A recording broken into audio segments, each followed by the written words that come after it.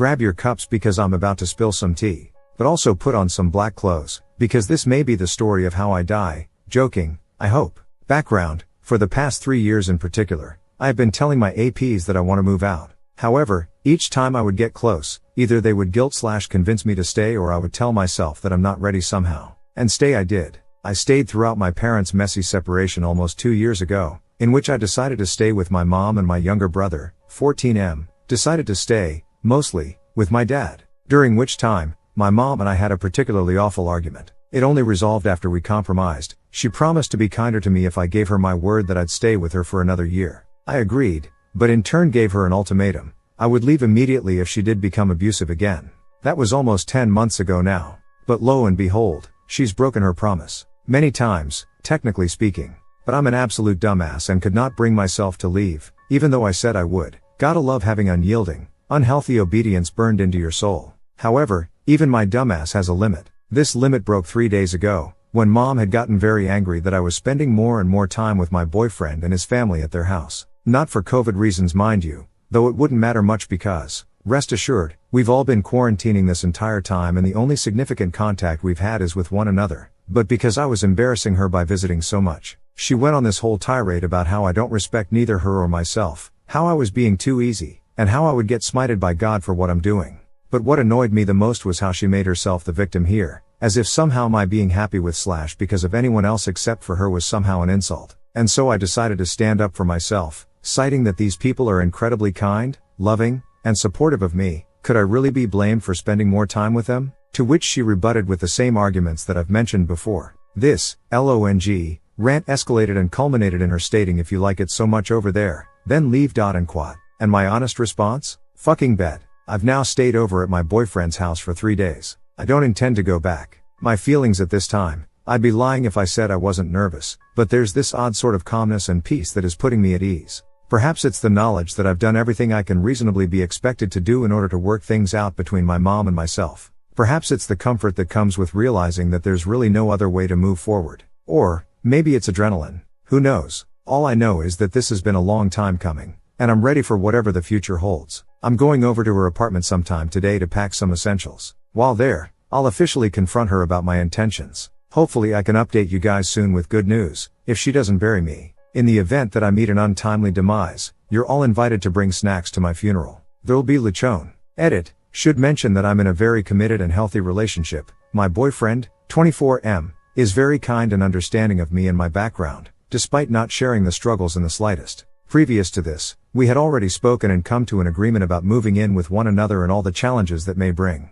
Just to clarify that I'm not making some brash, poorly thought out decision. Update. Hello friends. Sorry to disappoint, but I'm still alive. This means no funeral and, even worse, no lechon. Anyhow, yesterday went about as shit as I expected. But I survived it. That's the TLDR. But here's what happened. Around 7 p.m., my boyfriend and I went over to my mom's apartment. He wanted to go with me just in case things went south, in lieu of a police escort. I go to my mom's room, and I try to approach her as calmly as I can. I had practiced saying something like this. "Thanks for taking care of me all these years. I appreciate the things you sacrificed to get me here. I'm sure you worked really hard to secure the best life for me. But now that I'm an adult, it's my turn to seek out that same ideal, but for myself. I can understand why you might be upset with me for a while, but I hope that someday you and I can meet each other in the middle. And quat." But I never got to say it, because she was already very upset. She said that I shouldn't say that I love her or that I understand/care about her, because if you really cared about me, you wouldn't do this to me.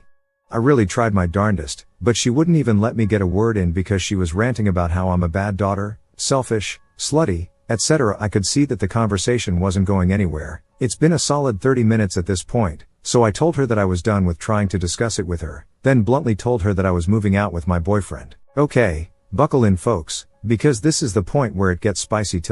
After I turned heel and tried to leave, my mom grabbed my shoulders, then used her weight to push me to the floor. I landed on my back, hard, and she proceeded to forcibly grab my cell phone out of my hand. Naturally, I screamed, "You're crazy," because she just assaulted me, and she had the audacity to say, "I can't believe you said that. You are not leaving. I'm calling your dad."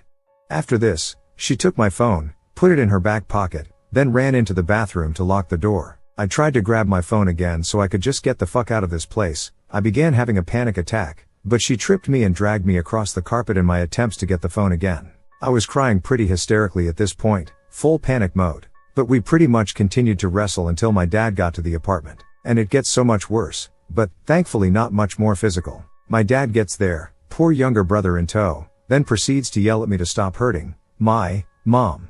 So he pulled me off of her. He didn't let me explain that she had taken my phone, but whatever. I gesture for my brother to take shelter in my room, which he does, leaving my mom, my dad, and I alone. So as a disclaimer, my dad is a lot less abusive, now, anyways, than my mom is. That's not always how it's been, as in he used to be much worse than her even. He was a strong believer in beating me with the metal buckle of a belt of hosing me down with a pressure washer that would take off the upper layer of my sensitive child skin.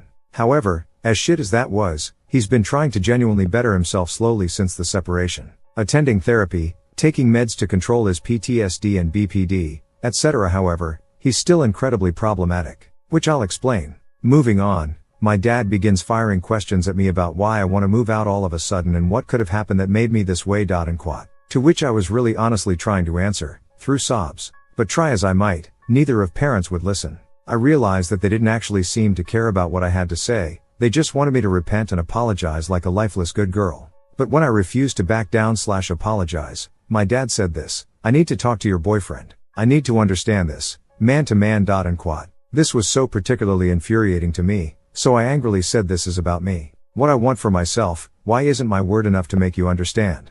To which he replied, when women get too unreasonable, it takes a man to bring logic back. And quote. I was fucking fuming. This man, who had no control over his anger during my entire childhood and teen years, dared say that he needs to talk to my boyfriend because men are more reasonable. Anyhow, my mom calls my poor boyfriend despite my protests. He comes in, sits on the couch next to me, and my mom and dad start grilling the poor man. They asked him if he and his family are really okay with me burdening them, if he understands the consequences. And quote. My dad even asked him why he would want to tie himself down so young. And quote. Deep fucking sigh. My mom would tell me, intermittently, that I was making a huge mistake, that I was going to get pregnant and not finish college, or that I was throwing away all her hard work. And quote. I ignored these comments completely, the pregnancy one especially, because Lamau, I have an IUD. My sweet boyfriend took the grilling like a champ. He didn't falter, he defended me honestly but calmly, and eventually my parents stopped grilling him entirely because he was essentially untouchable. The man was just too hard to hurt / get riled up.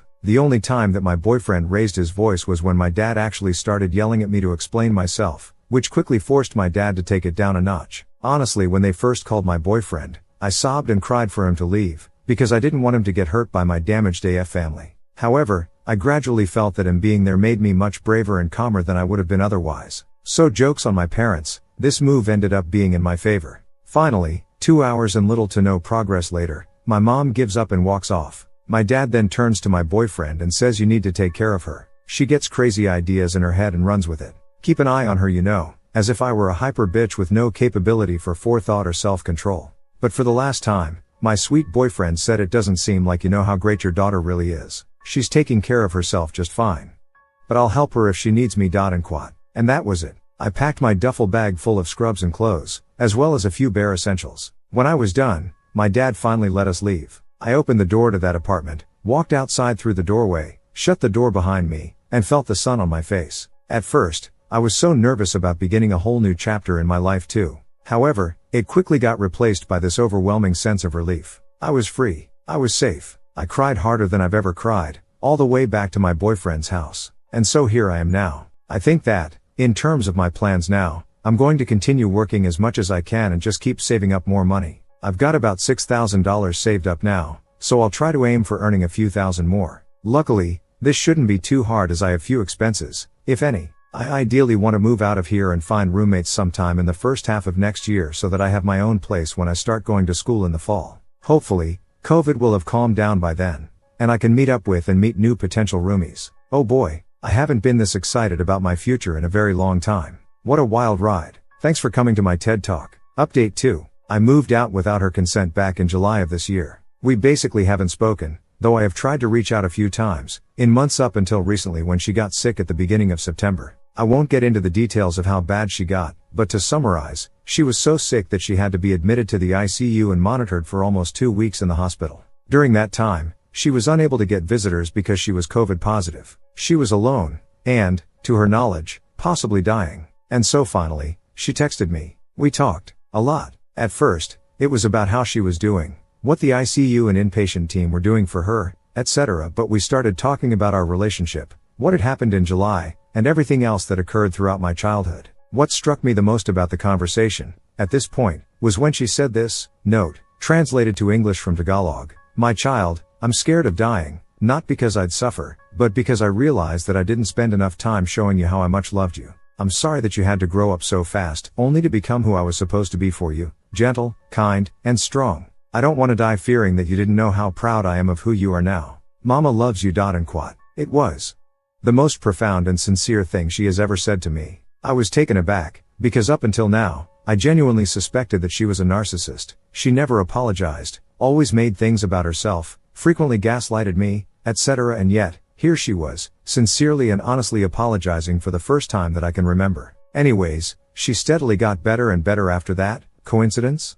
And was finally discharged home from the hospital a few days ago. We're talking regularly now, mostly lighthearted small talk about this and that, nothing too serious. But how she talks to me now is somehow different, albeit in a subtle, but distinct sort of way. I feel like there is something there now that wasn't before.